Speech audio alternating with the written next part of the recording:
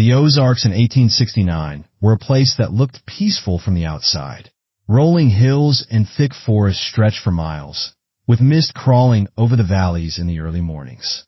The towns were small, made of wooden houses and dirt roads, where everyone knew each other, or at least thought they did. People spoke softly about their neighbors, careful not to pry too much, because in the Ozarks, privacy was sacred. Behind every quiet porch and every locked door, there was always something no one talked about down on the edge of one of those towns. Near a crooked stretch of land where the trees leaned as if whispering to each other, stood a large wooden house. It looked almost too big for the lonely hill it sat on. Locals called it the house with 7 windows, though that wasn't its real name. The man who built it said each window was made for a different daughter, one for every girl he'd raised under that roof. The people who lived nearby thought it was strange, but they didn't ask questions. They just nodded politely when he passed by on his wagon, the 7 girls sitting quietly in the back, their faces pale and still, their eyes never meeting anyone's.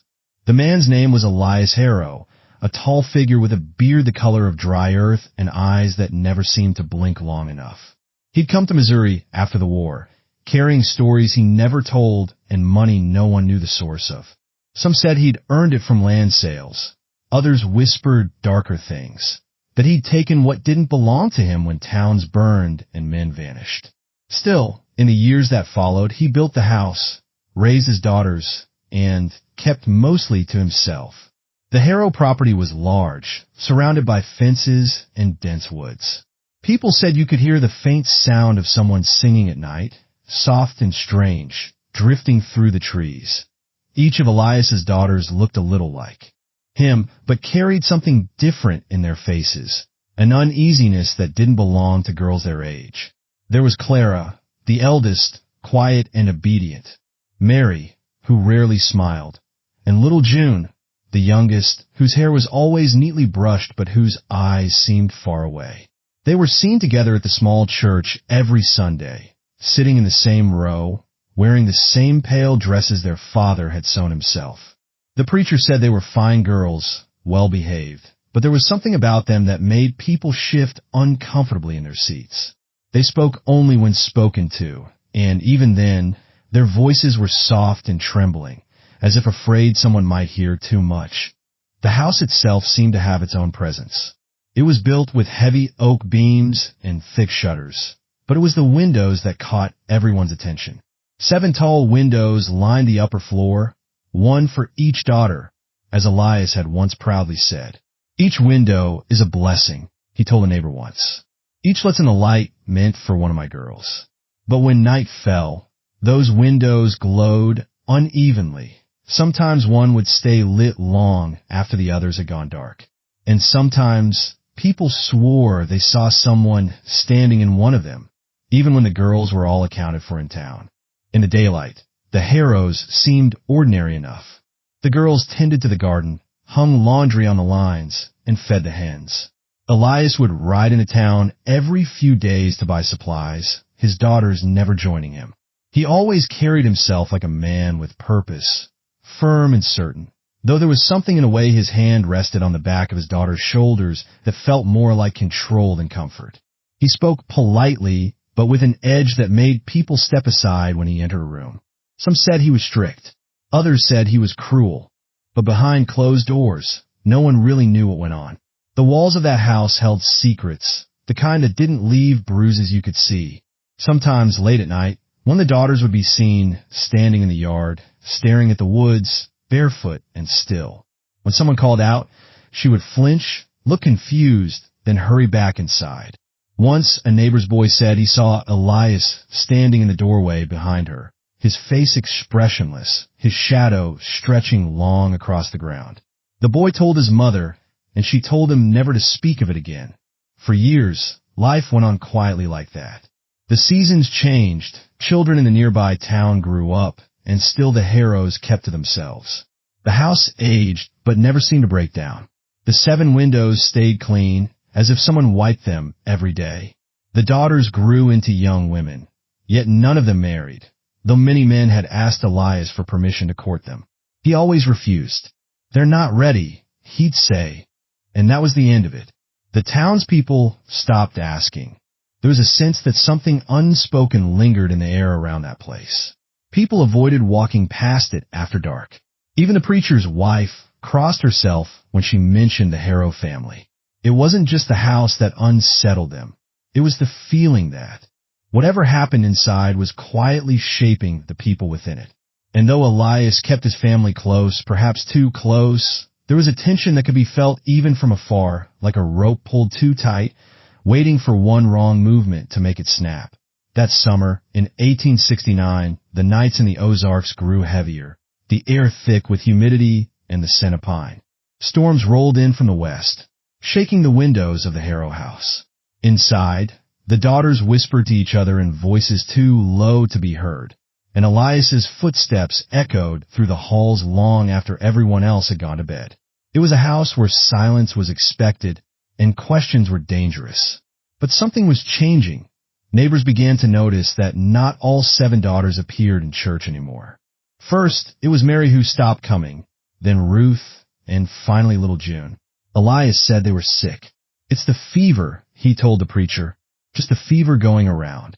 But when the townsfolk offered to send help or medicine, he refused. "They need rest," he said, "and rest they shall have." In time, the people stopped asking. They didn't want to know more than they should.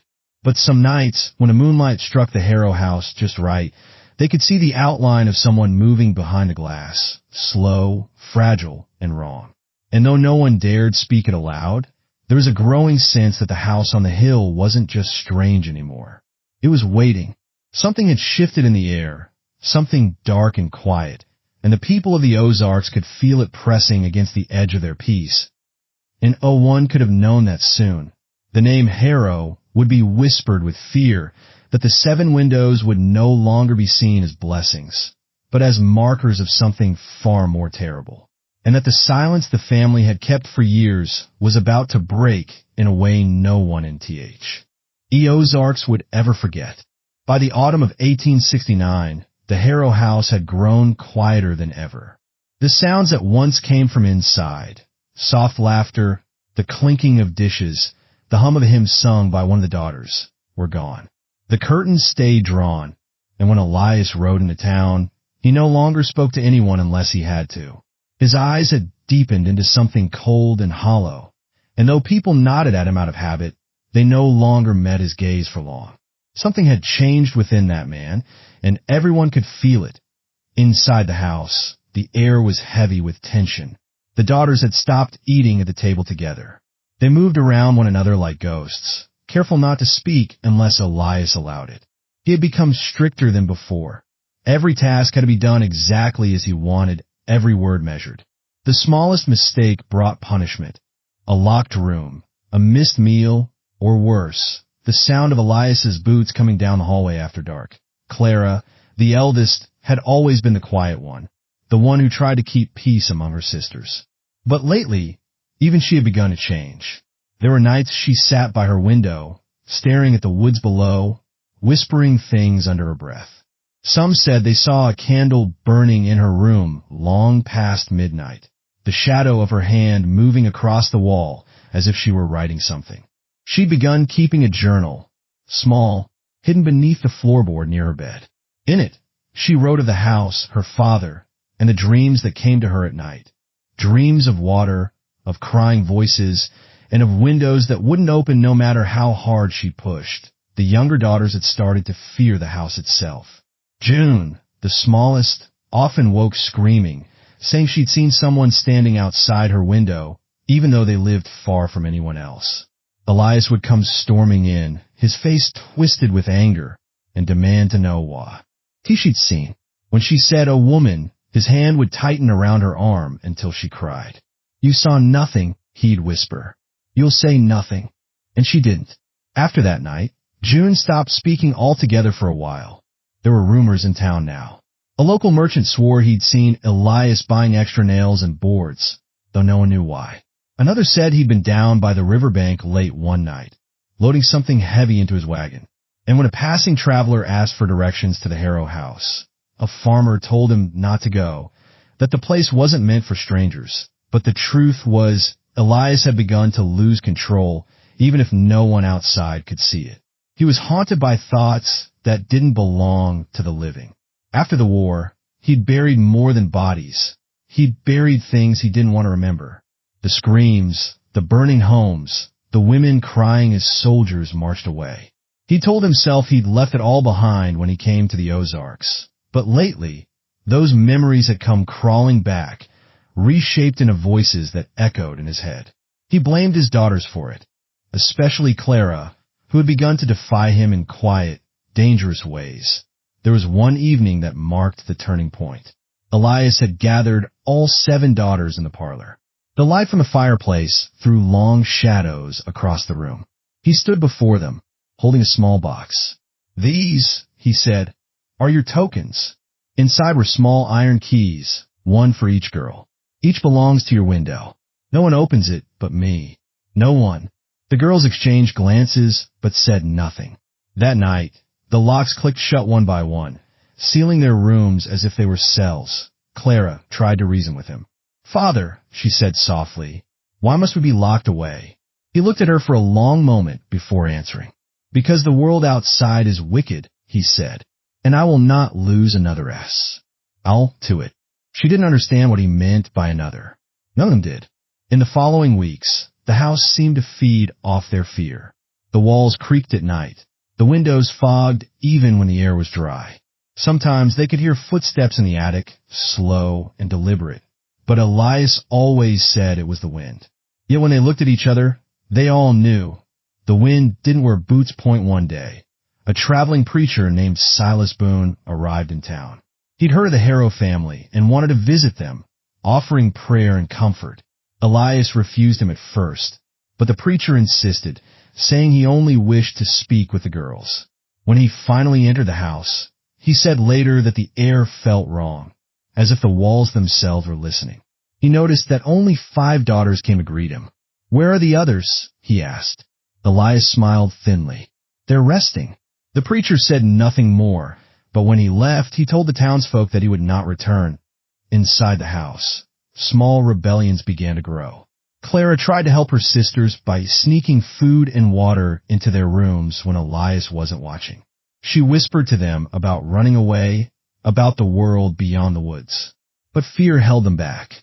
Elias had told them since childhood that the world outside was filled with sickness and sin, that only inside his home were they safe. They'd grown to believe him, or at least to pretend they did. But one daughter didn't pretend anymore. Ruth, the 3rd eldest, had started to hate him openly. One night, she screamed at him during supper, accusing him of lying, of hiding something terrible. The room fell silent. Elias didn't move. He only looked at her, then said quietly, "You have your mother's temper." That was the last thing anyone heard Ruth say. The next morning, her room was empty. Her window was nailed shut from the inside. Elias told the others she'd gone to stay with relatives in Springfield. None of TH, and believed him, but no one dared to ask where she really was. The tension inside the house thickened after that. Clara's journal entries became more frantic, her writing uneven, her thoughts scattered.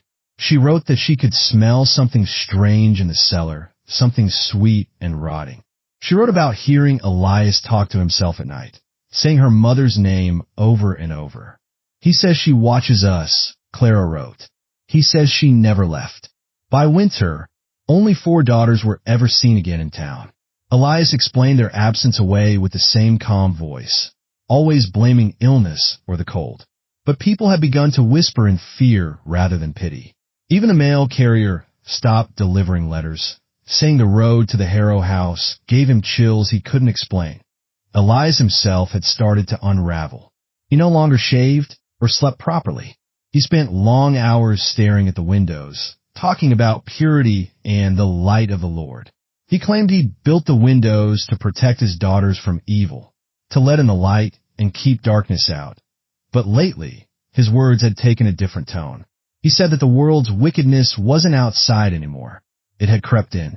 "The devil hides in the innocent," he muttered once, his daughters listening from the stairs, their hearts pounding. The girls began to see things, or maybe they just thought they did. A shadow was moving behind their father when he walked down the hall. A A soft humming from Ruth's old room. The smell of burning candles, even when none were lit. Clara tried to hold them together, to calm them, but she herself had begun to doubt what was real. Her hands shook constantly. She stopped eating. She'd wake to find Elias standing at her door, watching her sleep. One night, a violent storm hit the Ozarks. The rain came down so hard it rattled the glass, and the thunder rolled like cannon fire.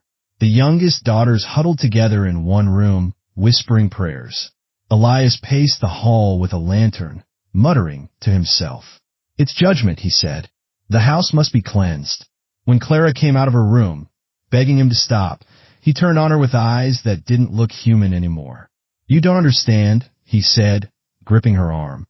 "I built this house for them, to keep them safe from the world. But the world got in. You brought it in." From that night on, the Harrow house became a place of madness. Elias sealed the doors, keeping the daughters locked inside. The food ran low. The girls grew pale and weak. Clara wrote her final journal entries in shaking lines. "He prays all night. He says Mother speaks through the walls. He says the windows were made to keep her spirit in, not the light out." As winter deepened, the town below began to notice the silence. No one had seen Elias in weeks. No smoke rose from the chimney, no lights from the windows. The preacher's wife said she heard crying from the woods one night, faint and desperate, but when her husband went to look, he found nothing. Inside that house, the air had grown still and cold. Elias had stopped eating, stopped sleeping. He sat in the parlor, staring at the fire that never seemed to die out. He spoke softly to the empty chair across from him, calling it by his wife's name. Upstairs, Clara tried to comfort her sisters, but one by one, they stopped answering her. Whatever Elias had built that house for, safety, love, control, it had turned against him. The walls seemed to breathe, the floors to groan beneath unseen weight. The windows, once symbols of light, now reflected only darkness. And behind each one, a shadow lingered, waiting for the storm to end. The tension had reached its peak. Something terrible was coming. The Harrow house, with its 7 windows and its whispering walls, was ready to reveal the truth it had been hiding all along. And by the time the snow melted from the hills, no one in the Ozarks would ever again speak of the Harrow family without lowering their voice to a whisper. The night the Harrow house finally broke was the coldest of that winter. The air was sharp enough to sting the lungs, and the woods around the hill were still, blanketed in snow that swallowed sound. The house stood like a black shape against the white hills, its 7 windows dim and lifeless. Inside, the fire had long since burned down to embers. Only the faint smell of smoke and damp wood lingered. Elias hadn't slept in days. His eyes were bloodshot, his beard untrimmed, and his hands trembled when he moved. He wandered the halls with a lantern, whispering scripture under his breath, though half the words were wrong, broken by his own madness. The daughters no longer followed him. They stayed in their rooms, too weak to argue, too frightened to speak. The food had run out 3 days ago, and the water in the basin had frozen solid. Clara sat on the floor beside her bed, clutching her small journal in her lap. Her fingers were numb, but she forced herself to write anyway. "He says the Lord is testing us. He says the house must be purified. I think he's going to hurt us." I can hear him talking to her again, the voice that isn't real.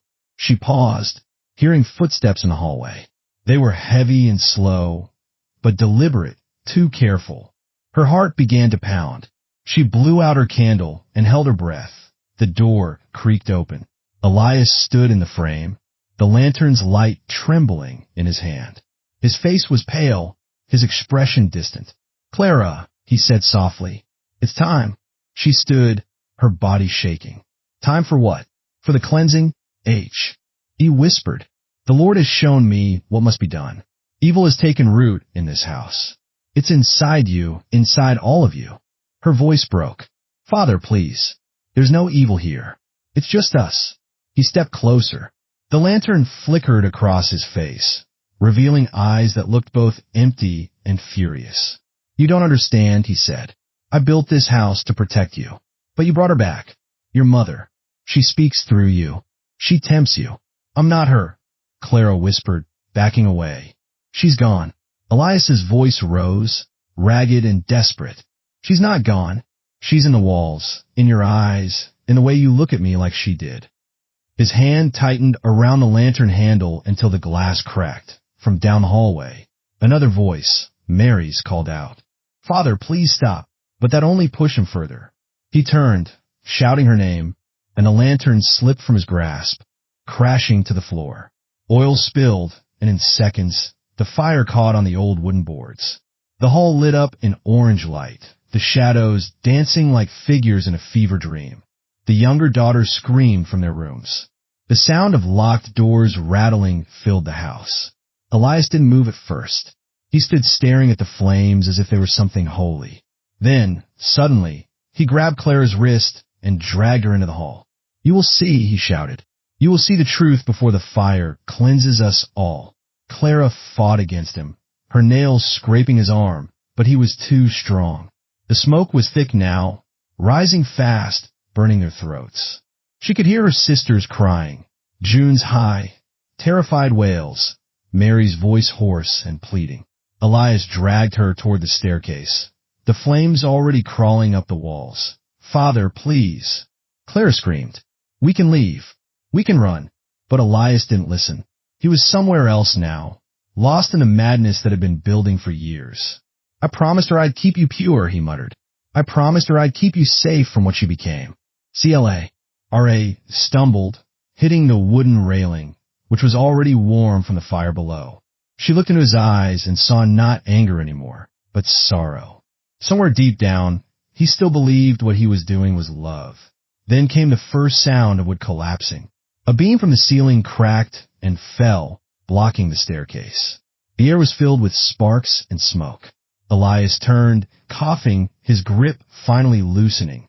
Clara pulled free and ran toward her sister's rooms, the hallway glowing like an open wound. "Clara!"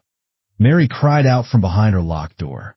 Clara pounded against it, shouting for her to move back. She found a heavy piece of wood on the floor, a broken chair leg, and slammed it against the latch until it splintered. Mary rushed out, her face blackened with soot, eyes wide with terror. Together they ran to the younger girl's rooms, but the flames were spreading too fast. Behind them, Elias's voice rose again through the crackle of the fire. "You can't run from salvation." He came toward them, stumbling through the smoke, his hands outstretched. His coat was on fire at the edges, but he didn't seem to feel it. The girls backed away, coughing, their faces streaked with tears. Clara screamed for him to stop, but he only shook his head, muttering words that no longer made sense. Then from the end of the hallway, a loud crash. One of the windows shattered. Cold air burst in, swirling the smoke. Mary grabbed June's arm and pulled her toward it. "We can get out," she shouted. The snow outside glowed faintly in the firelight. One by one, the girls climbed onto the sill, coughing, choking, trying to breathe. Clara was the last to reach it. Behind her, Elias called her name, not in anger now, but in something like grief. "Clara," he said, his voice weak. "Don't leave me." She turned and saw him kneeling in the flames, clutching a charred photograph of their mother in his hands. The firelight made him look almost human again, like the man he'd once been before the madness took him. For a moment, Clara froze, torn between running and staying. But when another beam fell, crashing near his feet, she knew it was over. "I'm sorry," she whispered, tears cutting through the soot on her cheeks. Then she turned and jumped. The snow outside broke her fall. The cold stung her skin like knives, but she didn't care. Mary and June were already outside, pulling her up, dragging her away from the burning house. Behind them, the windows glowed bright, each one flickering like a candle before a storm snuffs it out. Through the fire, they could still hear their father's voice, soft, broken, calling their names. The girls collapsed in the snow, coughing, gasping for air. Clara looked up at the house, her heart pounding so hard she thought it would burst. The roof began to give way, the walls groaning under the heat. Sparks shot into the dark sky like dying stars. She thought she saw shadows moving behind the flames, 7 shapes, standing still, Watching that in the final moments, Elias rose one last time, his figure framed by the fire. He held the photograph to his chest and looked toward the window, toward the daughters he could no longer reach. "I kept my promise," he said, quietly, though no one could hear him but the fire itself. Then the house collapsed with a roar that echoed across the hills. The ground shook, the flames bursting upward before settling into a dull red glow. The snow melted in a wide circle around the wreckage, steam rising into the cold air. The sisters sat in silence, too numb to cry. The only sound was the wind moving through the trees, carrying the faint smell of smoke and pine. Clara turned to look at the hill one last time, her face pale against the firelight. The house that had held them prisoner for so long was gone. But it had taken almost everything with It'd in the distance. The first gray light of dawn crept over the horizon. The girls huddled together, shivering, as the ashes of their home smoldered behind them. The 7 windows, the symbol of their father's love and control, were gone, shattered, burned, buried. And though the house was silent now, Clara could still hear his voice in the wind, soft, pleading, and lost. It would be months before the townspeople climbed that hill again. And when they did, they would find only ruins. The snow melted away in strange circles where the fire had burned hottest. But for those who had seen the glow that night from miles away, they said it wasn't just a house that burned. It was something darker, something that had been waiting for years to be freed. And though the Harrow daughters escaped, the silence that followed carried the weight of everything they'd endured. That night, the House of 7 Windows became more than a place. It became a story whispered through the Ozarks for generations, a tale of love twisted into obsession, of faith turned to madness, and of a family consumed by the very light meant to protect them. When the fire burned itself out by morning, the Harrow house was nothing but a blackened skeleton. Smoke curled from the ruins, rising in slow gray ribbons that disappeared into the pale winter sky. The snow had melted in uneven patches around the foundation, revealing the earth beneath, charred, cracked, and steaming. The wind carried the faint smell of ash and iron down the valley, settling over the town like a curse that would not lift. By the time the townsfolk arrived, the 3 surviving daughters were sitting in the field at the bottom of the hill. Their dresses were torn, their hair stiff with soot, their eyes glassy and vacant. They didn't speak when the men approached. Clara just stared at the smoldering remains of the house, her hands clasped so tightly in her lap that her knuckles were white. June leaned against her, trembling and silent, while Mary whispered something over and over under her breath, something no one could quite hear. The sheriff and the preacher were the first to reach them. They asked questions, but the girls didn't answer right away.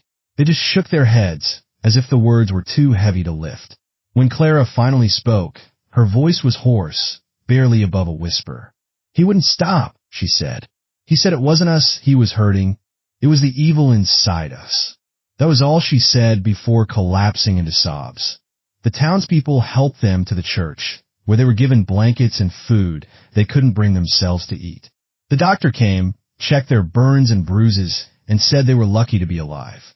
But no one used the word lucky again after that day, because and the sheriff and his men went back to the ruins of the Harrow house. They found 5 sets of remains. Only one of them, a larger, heavier frame near the parlor, was recognized as Elias Harrow. The others were too burned to tell apart, but everyone knew they belonged to the missing daughters. The news spread through the Ozarks like wildfire. People who had once avoided the Harrow property now gathered at the base of the hill, staring up at the ruins with a mix of fear and fascination. Some called it tragedy, others called it punishment. The preacher said it was a warning about pride and sin. But those who had known Elias, the neighbors who had once greeted him at the general store, the men who traded tools with him, couldn't believe it. He was strict, yes, one said, but he wasn't mad. And yet, deep down, everyone knew they'd seen the signs. The way the girls never smiled. The way Elias never let anyone inside the house. They just hadn't wanted to believe what it meant. For weeks after the fire, the hill was left untouched. No one wanted to rebuild, and no one wanted to walk too close. People said strange things started happening around the site. Lights flickered in the ruins at night. Footprints appeared in the snow where no one had been.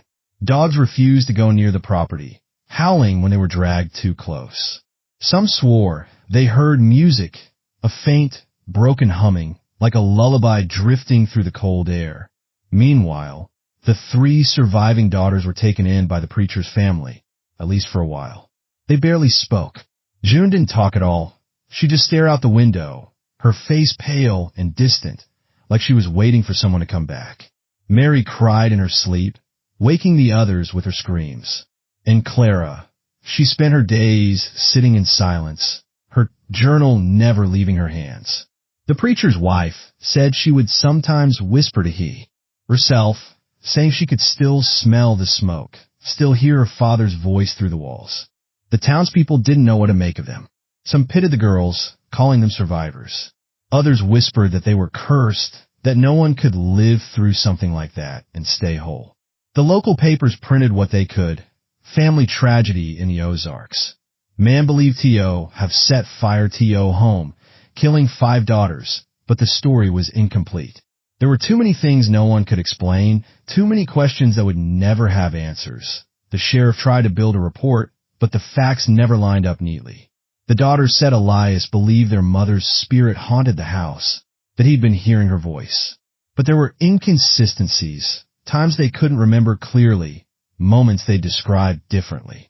Trauma, the doctor said, but others weren't so sure. Some thought Elias hadn't been the only one who'd lost his mind in that house. After a few months, the sisters were sent to live with a distant aunt in another county. The preacher's wife cried when they left, saying they looked like shadows of themselves.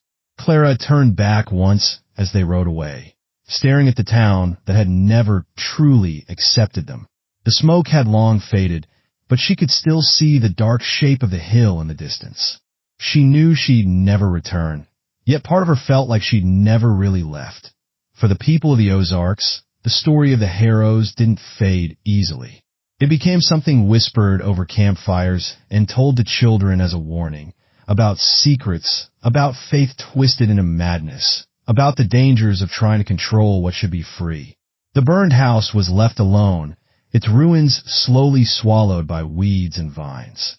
No one built there again. Some said it was because of superstition. Others said it was out of respect. Years later, a traveler passing through the area wrote about the remains. He said he found fragments of glass scat, aired in the dirt, pieces of windows that once looked out over the valley. He described how they caught the sunlight strangely, reflecting not just the sky, but what seemed like shadows moving inside them. He didn't stay long that I asked for the daughters. Their lives took quiet, lonely turns. Mary married a farmer years later, but she never spoke of her past. June was sent to a sanatorium after several breakdowns, spending her days painting the same scene over and over, a burning house beneath a black sky. And Clara, the eldest, disappeared from records entirely. Some said she went north, changed her name, and tried to start over. Others said she came back one night, drawn by something she couldn't escape, and was never seen again. The Harrow name vanished from the county after that. The land where the house once stood became overgrown, the path to it lost beneath years of leaves and roots. But every so often, during winter storms when the wind howled just right through the trees, people claimed they could hear faint voices, singing, crying, or maybe praying. The same sounds neighbors once heard drifting from the house at night. The preacher, long before he died, wrote in his journal that he still thought about the Harrow family often.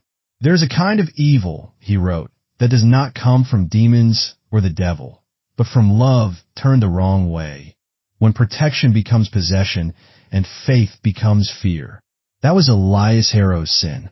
He wanted to keep the light in, but in doing so, he kept his daughters from ever truly seeing the world. In the end, the Harrow tragedy became part of the land itself, woven into the folklore of the Ozarks, remembered in whispers and cold wind. Some said the 7 windows were cursed, that Elias had built them not for light, but to hold something inside. Others believed the house was a mirror of his soul, beautiful once but hollowed out by Guay. LT in madness until it devoured everything he loved. The world moved on, as it always does. The hill grew quiet, the forest reclaimed the soil, and the snow fell year after year, covering what was left. But the people of the nearby towns still remembered the sight of the flames against the dark sky, the 3 broken girls in the snow, and the sound of the fire cracking like laughter. And sometimes, when the nights grew long and the wind carried the right note, they'd swear the windows still glowed for a moment. 7 flickers of light, burning in the distance, before fading into the dark once more. Years passed, and the Harrow tragedy became less of a memory and more of a legend, the kind that hovered between truth and superstition. Time smoothed the sharper edges of horror, yet the story never truly disappeared.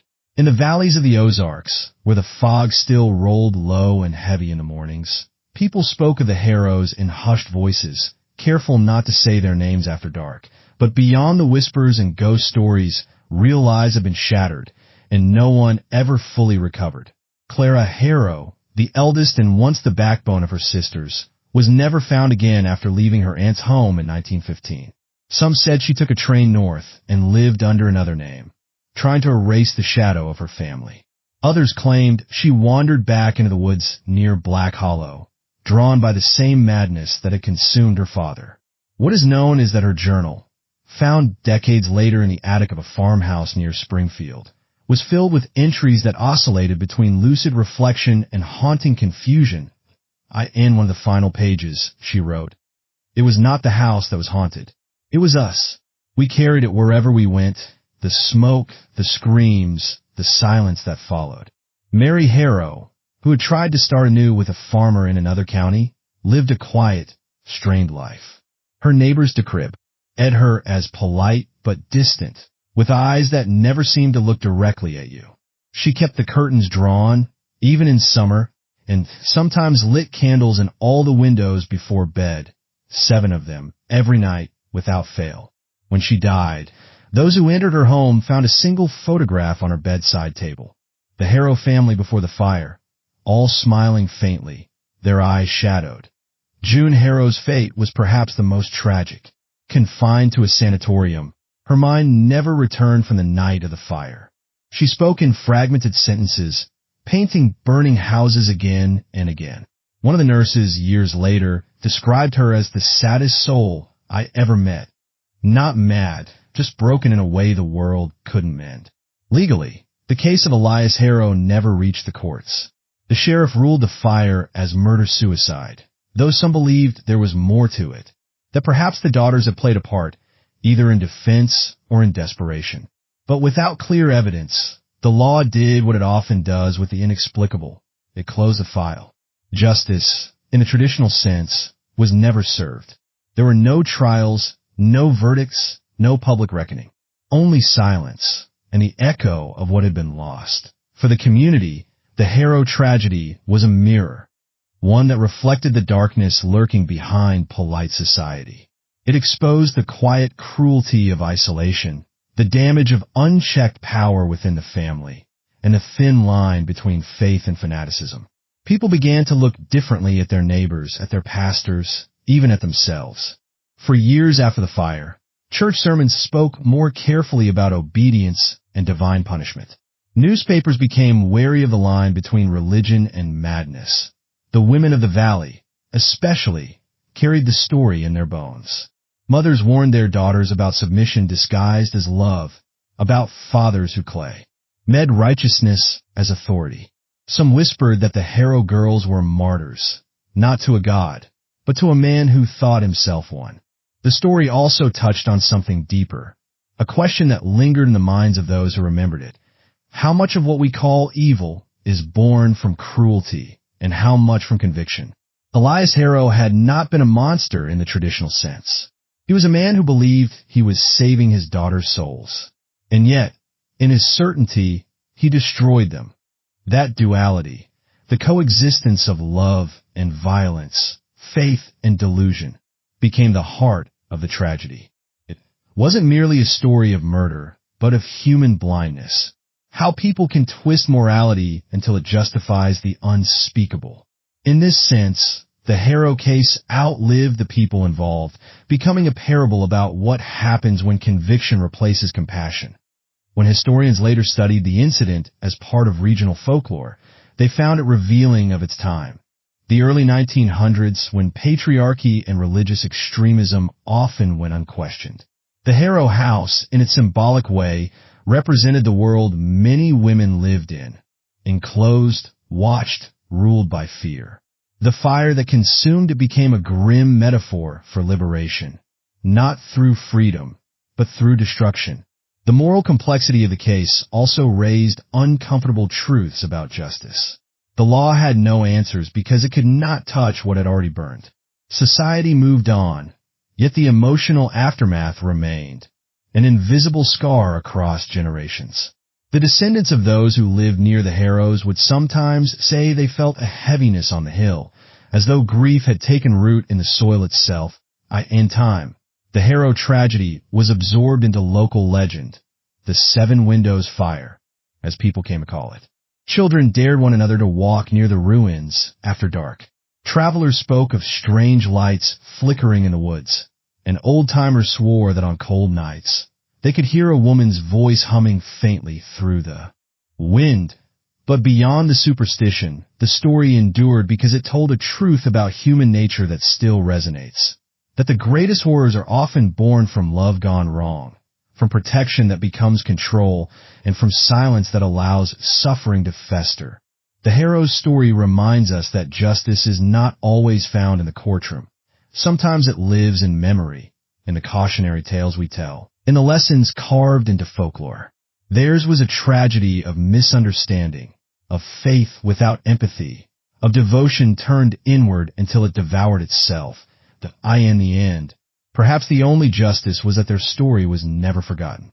The land where the Harrow house once stood was eventually reclaimed by forest, trees rising through the ashes, roots splitting the stones of the old foundation. Nature, indifferent and eternal, covered what man had destroyed. And yet, if one stands at the edge of that clearing at dusk, when the sun bleeds low and the valley falls into shadow, there's a strange quiet that settles. Not eerie, but mournful. It feels less like a haunting and more like remembrance. As if the land itself has chosen to keep its secret. The story of the Harrows ends not with punishment or redemption, but reflection. It leaves behind a question rather than an answer, one that lingers in the heart long after the tale is told. How far will we go in the name of love, and how easily can that love become the very thing that destroys us?